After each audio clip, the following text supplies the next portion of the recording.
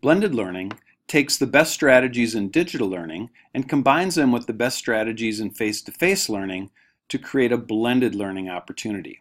If we look at the definition of blended learning, it is a formal education program in which a student learns at least in part through digital learning, with some element of student control over time, place, path, and/or pace of their learning, and at least part in a supervised brick and mortar location away from their home. Traditionally, this is your school. And then the modalities along each student's learning path within a course or subject are connected to provide an integrated learning experience, and that's very important.